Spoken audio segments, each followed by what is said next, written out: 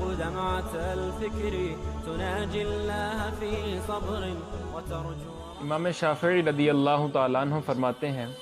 کہ میرے پاس ایک شخص آیا اور آ کر اس نے مجھ سے سوال کیا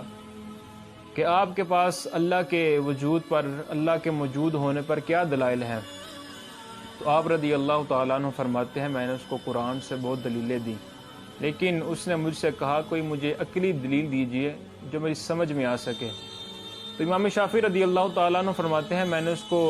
ایک درخت کی مثال بیان فرمائی. آپ نے فرمایا دیکھو ایک شتوت کا درخت ہے،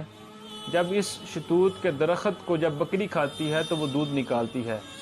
جب اس شتوت کے درخت کو جب ہرن کھاتی ہے تو اللہ اس کی ناف سے خوشبو نکالتا ہے، جب اسی پتوں کو شہد کی مکھی چوستی ہے تو وہ شہد نکالتی ہے، اور جب اسی شتوت کے پتوں کو جب ریشم کا کیڑا کھاتا ہے تو وہ ریشم نکالتا ہے. تو آپ رضی اللہ تعالیٰ عنہ فرمانے لگے دیکھو درخت ایک ہے، اس کے پتے بھی ایک طرح کے ہیں،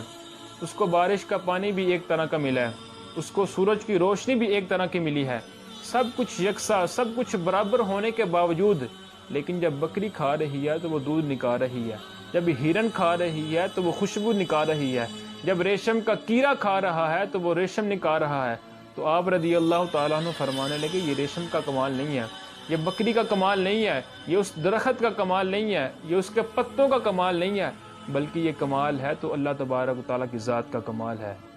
کہ ایک درخت ہونے کے باوجود ہم پر جو طرح طرح کی نعمتیں اللہ ہم کو عطا فرما رہا ہے، فرمائے کسی جانور کا، کسی درخت کا کمال نہیں ہے، بلکہ یہ اللہ تبارک و تعالیٰ کی ذات کا کمال ہے. اسی طرح کا ایک سوال امام فخر الدین رازی رحمۃ اللہ تعالیٰ علیہ آپ سے ہوتا ہے، تو آپ نے بھی درخت کی مثال بیان فرمائی. امام فخر الدین رازی رحمۃ اللہ تعالیٰ علیہ فرماتے ہیں کہ جب انسان زمین میں درخت کو لگاتا ہے، جیسے وقت گزرتا ہے، جیسے جیسے درخت بڑا ہوتا ہے تو اس درخت کی جڑیں زمین کی تہہ میں جاتی ہیں اور اس درخت کی شاخیں بلندی کی طرف جا رہی ہیں. امام فخر الدین رازی رحمۃ اللہ تعالیٰ علیہ فرماتے ہیں کہ درخت ایک ہے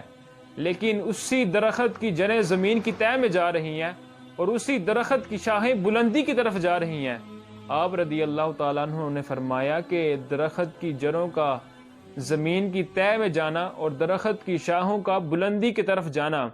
یہ اس درخت کا کمال نہیں ہے، یہ لکڑی کا کمال نہیں ہے، بلکہ یہ کمال ہے تو میرے رب تعالیٰ کی ذات کا کمال ہے کہ سب کچھ برابر ہونے کے باوجود، ایک ہی درخت ہونے کے باوجود، ایک ہی جیسی لکڑی ہونے کے باوجود جڑوں کا زمین میں جانا اور اس کی ٹہنیوں، اس کی شاخوں کا آسمان و بلندی کی طرف جانا، فرمایا اس درخت کا کمال نہیں ہے بلکہ یہ کمال ہے تو میرے رب تعالیٰ کی ذات کا کمال ہے.